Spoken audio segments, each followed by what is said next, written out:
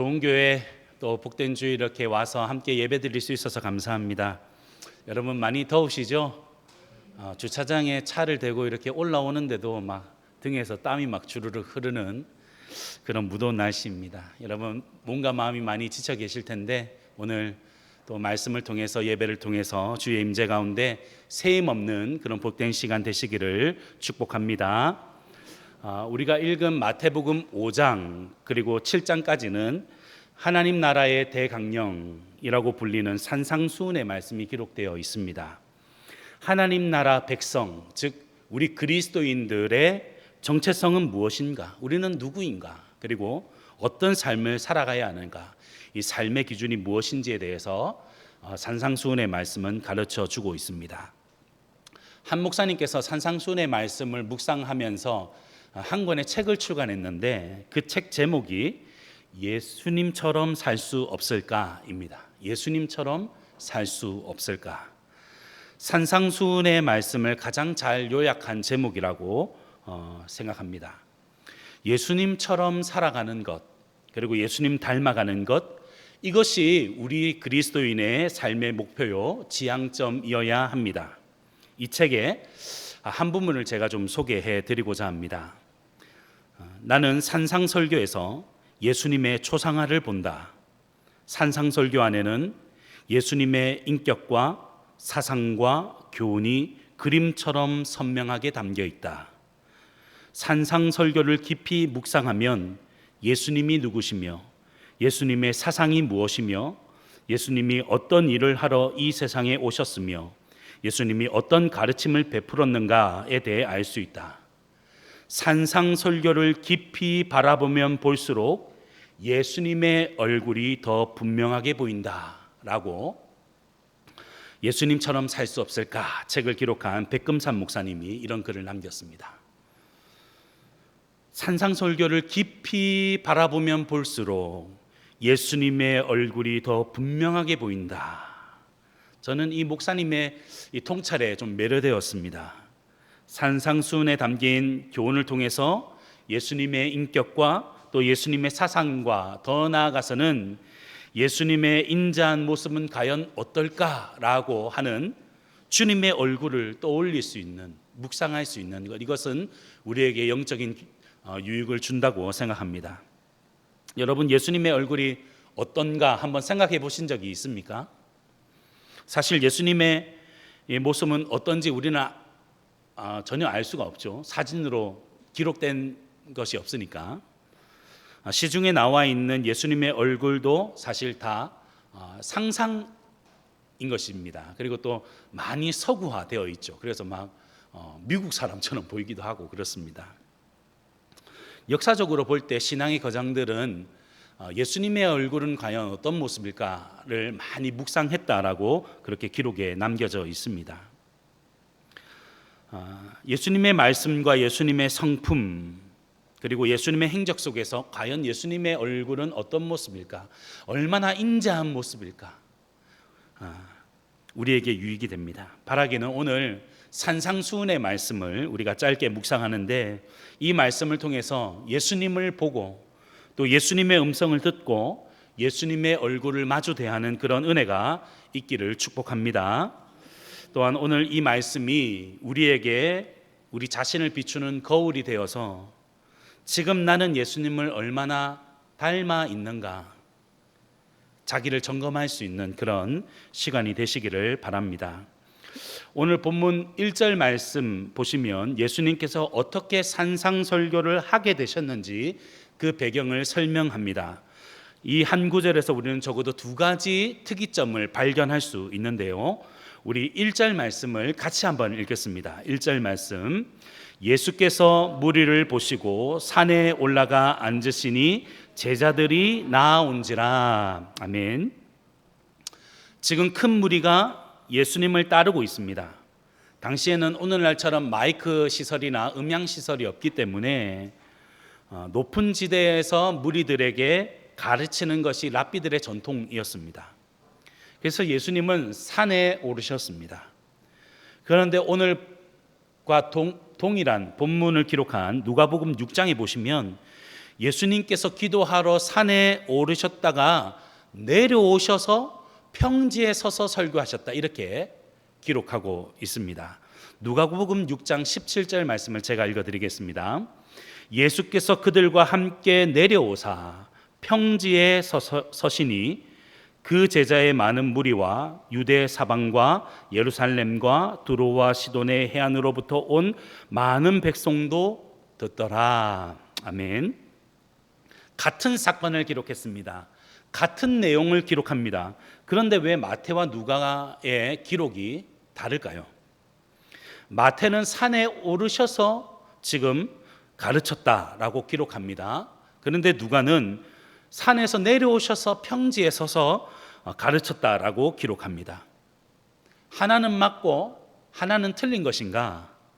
여러분, 그렇습니까? 성경에 오류가 있는 것일까요? 결코 그렇지 않습니다. 마태와 누가의 관점이 다르기 때문입니다. 예수님은 가버나움 인근에 있는 팔복산에 오르셔서 하나님의 말씀을 전하셨습니다.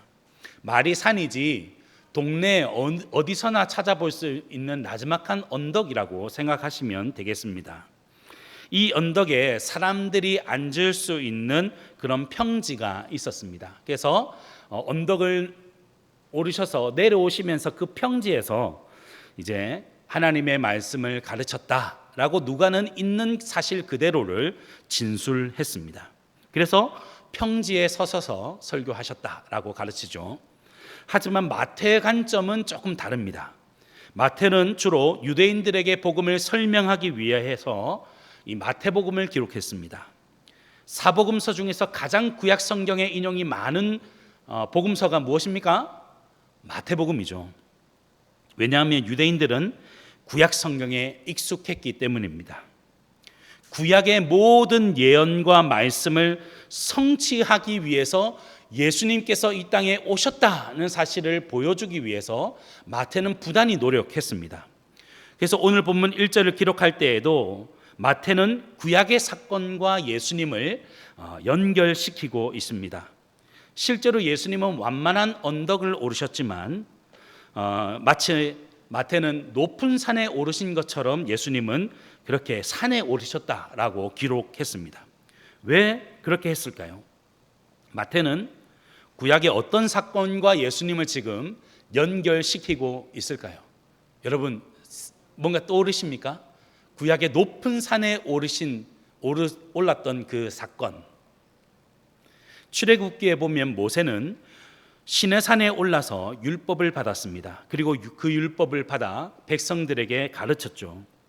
마태는 시내산에 올라서 율법을 받고 백성들에게 이 율법을 가르쳤던 사건과 예수님이 지금 산에 오르셔서 설교하고 있는 산상수훈을 말씀을 가르치는 사건과 지금 연결시키고 있는 것입니다. 예수님은 옛 율법이 아니라 새 율법을 주시고 새 언약을 주시고 또 새로운 복음을 우리에게 주신다는 사실을 보여주기 위해서 지금 마태는 예수님께서 산에 오르셨다라고 기록하고 있는 것입니다. 이것이 첫 번째 강조점입니다. 예수님이 이 땅에 새 언약과 새 율법과 새 복음을 우리에게 주시는 마치 구약의 모세와 같은 그런 분이라는 사실을 보여주고 있는 것입니다. 제가 두 가지 강조점이 있다고 했죠. 그러면 또 하나의 강조점은 무엇일까요? 지금 큰 무리가 예수님을 따랐고 그래서 예수님은 산에 오르셨습니다. 그리고 1절 마지막 부분에 여러분들 보시면 제자들이 나온지라, 예수님 곁으로 제자들이 나왔다라고 강조하고 있습니다. 그리고 이어지는 2절 말씀에 여러분 성경을 한번 보십시오. 2절 말씀을 보면 입을 열어 가르쳐 이르시되, 아주 평범한 내용이 그렇게 2절에 기록되어 있습니다. 그런데 이 구절을 공동번역 성경으로 보시면 이렇게 되어 있습니다. 2절 말씀이 공동번역 성경으로 제가 읽어드립니다. 예수께서는 비로소 입을 열어 이렇게 가르치셨다. 예수님 주변에 수많은 무리들이 이미 있었지만 제자들이 예수님 곁으로 나왔을 때 비로소 입을 열어 가르치셨다라고 하는 말씀입니다. 마태는 의도적으로 지금 무리와 제자를 구분했습니다. 무리와 제자 어떻게 다릅니까? 무리는 예수님의 말씀이 어떠한가 호기심을 가지고 관망하는 사람이라면, 제자는 실제로 예수님의 말씀을 따르는 사람이죠. 이렇게 똑같이 예배당에 우리가 앉아 있지만 예수님은 우리 중에 누가 무리이고 누가 제자인지를 다 알고 계십니다. 똑같은 말씀을 들어도 무리는 이 말씀을 듣고도 예수님을 따르지 않습니다. 예수님을 사랑하지도 않습니다. 그리고 나 자신을 예수님께 드리려 하지도 않습니다. 하지만 제자는 예수님을 따릅니다. 그리고 예수님을 사랑합니다. 그리고 주신 말씀을 붙들고 나 자신을 예수님께 온전히 드리려 합니다. 여러분들은 지금 무리입니까? 제자입니까? 이 질문에 선뜻 대답하기가 어렵습니까? 교회는 다니고 예배는 우리가 드리지만 정말 예수님을 뜨겁게 사랑하고 예수님을 닮고자 하는 제자도가 부족하다고 느껴지지는 않습니까? 사실 어느 누구도 자신 있게 나는 예수님의 참된 제자다, 예수님의 참된 제자다 이렇게 선뜻 말하기가 어려울 것입니다. 그러나 여러분 너무 낙심하지 마십시오. 우리 성경을 한번 같이 찾아보겠습니다. 마태복음 7장 28절과 29절 말씀, 성경을 넘겨서 한번 찾아보겠습니다. 마태복음 7장 28절과 29절 말씀. 이 말씀은 산상수훈을 다 들은 사람들이 어떤 반응을 보였는지 전지적 관점에서 설명해 주는 구절입니다. 이 두 구절을 우리 같이 한번 읽겠습니다. 시작. 예수께서 이 말씀을 마치심에 무리들이 그의 가르치심에 놀라니 이는 그 가르치시는 것이 권위 있는 자와 같고 그들의 서기관들과 같이 아니함일러라. 아멘. 누가 예수님의 말씀을 듣고 놀랐다고 그렇게 진술합니까? 무리들이 그의 가르침에 놀랐다, 그렇게 성경은 말합니다. 예수님의 말씀은 무리들을 제자로 바꾸는 능력이 있습니다. 설교자의 언변이 아닙니다. 설교자의 학식과 재능 때문도 아닙니다. 설교자의 입을 통해서 선포되는 하나님의 말씀에 능력이 있습니다. 지금 내 모습 볼 때에 참 실망스러운 모습들이 있죠. 그래서 우리는 예배를 드리면서 하나님 앞에 사죄의 기도로 하나님께 나아갔습니다. 누구에게나 약한 모습, 실수하는 모습이 있습니다. 내가 진정 예수님의 제자인가 의문이 들 때도 있습니다. 그러나 기억하십시오. 주님의 말씀은 무리들의 마음과 생각을 바꾸신다는 사실입니다. 그래서 한스 베츠라고 하는 신학자는 이렇게 얘기했습니다. 무리가 제자들을 이끌어내는 저수지와 같다라고 얘기했습니다.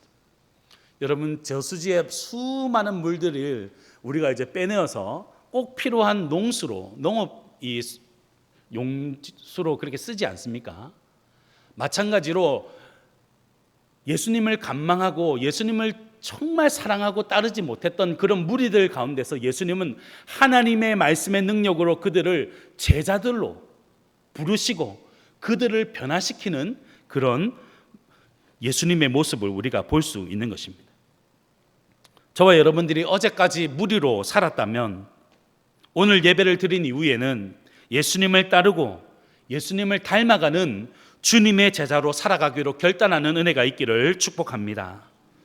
무리와 제자를 의도적으로 예수님은 구분했다는 사실. 그래서 우리는 이제 더 이상 무리가 아니라 예수님을 따르고 예수님을 사랑하고 예수님의 말씀에 전적으로 헌신하는 그런 제자가 되겠노라, 그렇게 결단해야 할 것입니다. 이것이 오늘 본문의 1절에 나타나는 두 번째 특징이라고 할 수 있습니다. 이제 우리는 예수님께서 가르치신 산상수훈의 8복의 말씀 중에 첫 번째 말씀을 같이 살펴보고자 합니다. 오늘 본문 3절 말씀인데요, 우리 3절 말씀을 같이 읽겠습니다. 자, 시작. 심령이 가난한 자는, 아멘. 심령이 가난한 자는 복이 있나니 천국이 그들의 것이며. 이 말씀을 반대로 생각해 보면 심령이 가난하지 않으면 화가 있나니 천국에 들어갈 수 없다라고 해석할 수 있습니다. 심령이 가난한가 그렇지 않은가, 이것은 복 있는 사람인가 아니면 화 있는 사람인가를 구별하는 척도입니다. 천국에 들어갈 수 있느냐 들어갈 수 없느냐를 결정하는 문제이기도 합니다. 아주 엄중한 말씀입니다. 헬라어로 이 가난하다는 단어는 두 가지 의미로 해석이 가능합니다. 첫 번째는 상대적 빈곤을 뜻합니다. 다른 사람과 나를 이렇게 비교해 볼 때에 내가 좀 더 가난하다 이렇게 느끼는 상대적인 가난입니다. 이런 시각으로 보면 우리 모두는 사실 가난한 사람입니다. 세상에 잘난 사람, 부한 사람, 높은 지위에 있는 사람 얼마나 많습니까? 남과 비교하면 결코 만족이 없습니다. 오늘 성경이 말하는 복 있는 사람과 거리가 멀 수 있다고 할 수 있죠. 한편 이 가난을 뜻하는 두 번째 의미가 있는데 이것은 헬라어 푸토코스라고 하는 단어입니다. 이것은 절대적 빈곤을 뜻합니다. 누군가의 도움 없이는 도저히 살아갈 수 없는 사람을 가리킵니다. 예수님은 절대적인 빈곤의 상태에 있는 사람이 복이 있다 그렇게 말씀하셨습니다. 이것은 세상의 기준과 너무 달라 보이지 않습니까? 세상은 차고 넘쳐야 복된 사람이다 이렇게 얘기합니다. 누군가의 도움 없이 자수성가하고 누구의 도움도 받지 않는 그런 사람이 진정한 행복한 사람이다, 복 있는 사람이다 그렇게 생각하지요. 그러나 성경은 결코 그렇게 말하지 않습니다. 심령이 가난한 사람, 절대 빈곤의 상태에 있는 사람이 복되다 그렇게 말씀했습니다. 즉 하나님의 도움이 없이는 도저히 살아갈 수 없는 사람이 진정 행복한 사람입니다. 시편 70편 5절 말씀에 보시면 다윗은 이렇게 고백합니다. 한번 잘 들어보십시오. 나는 가난하고 궁핍하오니 하나님이여 속히 내게 임하소서. 주는 나의 도움이시오 나를 건지시는 이시오니 여호와여 지체하지 마소서. 아멘. 이 시편은 분명 다윗이 왕일 때에 기록한 시입니다. 다윗이 누구입니까? 이스라엘의 황금 시대를 열었던 그런 지도자입니다. 그는 왕으로서 모든 것을 가질 수 있고 결정할 수 있는 그런 위치에 있었던 절대 권력자였습니다. 하지만 그는 이렇게 고백합니다. 나는 가난하고 궁핍하오니, 나는 가난하고 궁핍하오니 하나님이여 속히 내게 임하소서. 이것이 심령이 가난한 사람이라고 할 수 있을 것입니다. 다윗뿐만 아니라 성경의 많은 사람들이 이런 가난한 심령을 가지고 하나님을 찾았습니다. 이 땅의 모든 사람들, 그런 가난한 심령을 가진 사람들보다 더 가난한 심령을 가졌던 분이 바로 우리 예수님이셨습니다. 예수님은 하나님의 아들이셨습니다. 무엇이든 할 수 있는 전능하신 분이셨습니다. 그러나 밤낮을 가리지 않고 예수님은 하나님께 엎드렸습니다. 하나님을 더 가까이 하기 원했고 하나님과 교제하기를 원했고 하나님의 능력을, 하나님의 도움을 힘입기를 원했습니다. 그래서 예수님은 날마다 하나님께 간구하며 엎드리며 나아갔습니다. 우리는 예수님에게서 배워야 합니다. 예수님의 가난한 심령을 우리는 닮아가야 합니다. 얼마든지 자기 힘으로 해결할 수 있는 일도 이것마저도 하나님께서 도와주셔야 합니다. 그렇게 여기는 사람. 그래서 하나님을 찾고 하나님을 부르고 하나님을 의지하는 그런 심령이 가난한 자가 진정 복 있는 사람인 줄 믿습니다. 우리 학생들은 매일 학교에 가죠. 직장 생활을 하십니다. 수십 년간 사업을 운영했고 눈 감고도 할 수 있는 일입니다. 그럼에도 불구하고 내게 가장 익숙한 일이라 할지라도 하나님 오늘 하루로 나를 도와주십시오. 나에게 지혜를 주십시오. 하나님 나와 함께 해주십시오. 돕는 사람들을 붙여주십시오. 가난한 심령으로 나아가는 그 사람이 복 있는 사람이라는 것입니다. 믿음이 없는 사람은 이렇게 생각할지 모릅니다. 뭘 그렇게 복잡하게 살아? 뻔히 내가 할 수 있는 일인데 왜 하나님께 도와달래? 이런 사람들을 향해서 성경은 말씀합니다. 어리석은 자는 그 마음에 이르기를 하나님이 없다 하는도다. 시편 14편 1절 말씀입니다. 하나님 없이도 얼마든지 잘 할 수 있다, 잘 살 수 있다라고 생각하는 사람, 교회는 다니고 주일날 예배는 드리지만 주중에는 여전히 하나님 없이 살아가는 종교적 신앙인들을 가리켜서 성경은 이들이 얼마나 어리석은 사람인가라고 말씀하고 있습니다. 사무엘하 2장에 보시면 한나가 이렇게 기도합니다. 여호와는 죽이기도 하시고 살리기도 하시며 수월에 내리기도 하시고 거기서 올리기도 하시는도다. 여호와는 가난하게도 하시고 부하게도 하시며 낮추기도 하시고 높이기도 하시는도다. 하나님은 전능하신 분이십니다. 우리를 높이기도 하시고 때로는 낮추시기도 하시는 권세가 있는 분이십니다. 저와 여러분들의 부와 행복과 건강과 심지어 생명도 모두 하나님 손안에 달려 있습니다. 우리의 구원도 오직 하나님께 있습니다. 위대하신 하나님, 전능하신 하나님, 은혜와 사랑이 풍성하신 하나님, 그 하나님을 나의 도움으로 삼고 하나님 없이 살아갈 수 없다고 날마다 하나님께 매달리는 심령이 가난한 자가 복된 사람인 줄 여러분 믿으시기를 축복합니다.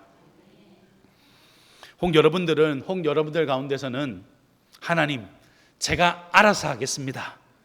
되도록 하나님께 신경 쓰지 않도록 스스로 결정하고 스스로 책임지는 것이 좋은 신앙이다, 이렇게 착각하시는 분들이 혹 있을지 모르겠습니다. 언젠가 제가 이제 어머니와 함께 이야기를 하다가 어머니께서 그간 마음에 담아두셨던 이야기를 저에게 하시는 거예요. 야, 속상하다. 나 속상했어. 이렇게 어머니께서 저에게 말씀하셨습니다. 아들아, 엄마는 아들이 뭘 고민하는지, 뭐가 힘든지 엄마도 알고 싶어. 그날 밤에 대뜸 그렇게 얘기하시는 거예요. 저는 사실 고민을 어머니께 잘 얘기하지 않습니다. 그것이 어머니를 위하는 길이다, 이렇게 생각했습니다. 그래서 고민거리가 있고 결정해야 될 일이 있으면 충분히 고민하고 기도하고 그리고 다 결정한 뒤에 일이 다 진행된 뒤에 어머니께 일이 이래 됐습니다 라고 이렇게 알려드리는 편이에요. 근데 어머니가 그게 좀 속상했던 모양입니다. 아들이 뭘 고민하는지 어머니도 알고 싶었던 거예요. 내가 큰 도움은 못 되지만 기도할 수 있고 마음으로 같이 걱정해 줄 수 있지 않니? 그것이 어머님의 마음이고 우리 하나님의 마음이지 않습니까? 하나님, 제가 알아서 할게요. 이것은 절대 좋은 신앙이 아닙니다. 물론 내 힘으로 얼마든지 할 수 있는 일이지만 하나님 도와주십시오. 하나님 내게 지혜를 주십시오. 하나님 함께해 주십시오. 가난한 심령으로 찾는 자가 복이 있습니다. 심령이 가난함은 모든 성도의 영적 기초입니다. 그리스도인의 참된 삶은 가난한 심령으로부터 출발합니다. 그래서 예수님은 산상수훈의 그 많은 말씀 중에서 제일 먼저 심령의 가난함을 가르쳐 주셨습니다. 하나님을 절대 의존하는 사람에게 참된 행복이 있기 때문입니다. 케네스 베일리라고 하는 이 신학자가 있습니다. 이는 미국 사람인데요. 이 베일리는 40년 이상을 중동에서 머물면서 유대인들의 관점에서 성경을 연구했던 사람이었습니다. 그 결과물이 중동의 눈으로 본 예수라는 책인데 걸작입니다. 한번 여러분 사서 읽어보시면 좋겠습니다. 그런데 이 책에서 이제 이 구절을 이 신학자가 이렇게 해석하는 거예요. 복 있는 사람은 하면서 이렇게 팔복을 이야기하면서 강조했던 것은 복의 시점이었습니다. 산상수훈 안에 팔복이 기록되어 있는데, 첫 번째 오늘 우리가 살펴보고 있는 심령이 가난한 자는 복이 있다. 그리고 마지막 여덟 번째는 의를 위하여 박해받는 자는 복이 있다. 이 8개 중에 이 첫 번째와 여덟 번째 마지막 이 복의 시점은 현재형으로 기록되어 있고, 마지막은 이 가운데 있는 부분들은 미래형으로 그렇게 기록되어 있습니다. 팔복의 시작과 끝이 현재 이미 우리가 복을 누리고 있다라고 말씀하고, 나머지 몸통 부분에서는 미래적으로 우리가 앞으로 이 복을 누릴 것이다 이렇게 기록했던 것이죠. 마치 샌드위치처럼 그렇게 기록되어 있습니다. 이런 기술 방식에서 성경의 이 저자의 분명한 의도가 숨어져 있습니다. 하나님 나라 천국은 예수님께서 장차 재림하실 때에 완성될 것입니다. 이것은 앞으로 이루어질 약속입니다. 하지만 지금 우리는 이 땅에서 천국의 기쁨, 천국의 생명, 또 천국의 영광과 능력을 이미 맛보고 누리고 있습니다. 이것이 복이 현세 시점으로 쓰인 이유입니다. 그래서 케네스 베일리라고 하는 신학자는 오늘 본문 3절 말씀을 자기 나름대로 이렇게 다시 한번 번역했습니다. 한번 잘 들어보십시오. 심령이 가난한 자는 이미 행복하나니 천국이 있기 때문이라. 이미 복을 누리고 있다. 복의 현재 시점을 강조했습니다. 가난한 심령을 가진 것 그 자체가 행복이고 하나님이 주신 은혜라는 사실입니다.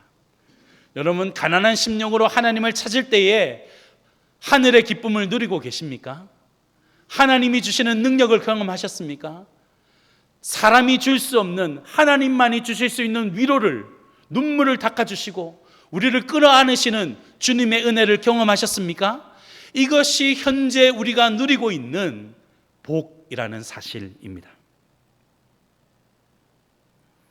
더 나아가서 우리는 장차 미래에 완성될 하나님 나라 천국을 고대하며 우리는 종말론적인 삶을 살아가야 합니다. 이것이 이 땅의 것이 전부인 양 땅만 보고 사는 인생이 아니라 예수님께서 다시 오실 때에 우리에게 허락될 새하늘과 새 땅을 바라보며 오늘을 믿음으로 살아가라고 우리 산상수훈 예수님의 말씀은 우리에게 도전하고 있습니다. 오늘 우리는 산상수훈의 첫 구절을 함께 살펴보았습니다. 예수님의 말씀이 우리를 무리에서 제자로 더 성숙한 믿음의 삶으로 변화시키는 능력의 말씀이 되기를 소망합니다. 잊지 마십시오. 우리 그리스도인들이 갖추어야 할 영적 기초요, 기본 중의 기본은 바로 가난한 심령을 가지는 것입니다. 하나님의 도움 없이 도저히 살아갈 수 없다는 이 가난한 심령으로 오늘 하루하루를 복된 삶, 하나님과 동행하는 은혜의 삶 살아가는 우리 저와 여러분들 되시기를 주님의 이름으로 축복합니다. 우리 말씀을 기억하면서 우리 함께 기도하겠습니다. 예수님은 우리에게 가난한 심령을 가지라고, 그것이 진정 복된 삶이라고 가르쳐 주셨습니다. 하나님 없이 살아갈 수 없습니다. 내 힘으로 다 할 수 있고 아주 익숙한 삶의 현장 속에서도 하나님 나를 도와주십시오. 주님의 은혜가 필요합니다. 나와 함께 해주시옵소서. 가난한 심령으로 하나님을 찾는 우리의 마음과 영적인 삶이 될 수 있도록 도와달라고 이 시간 합심해서 함께 기도하며 나아가겠습니다. 존귀하신 하나님,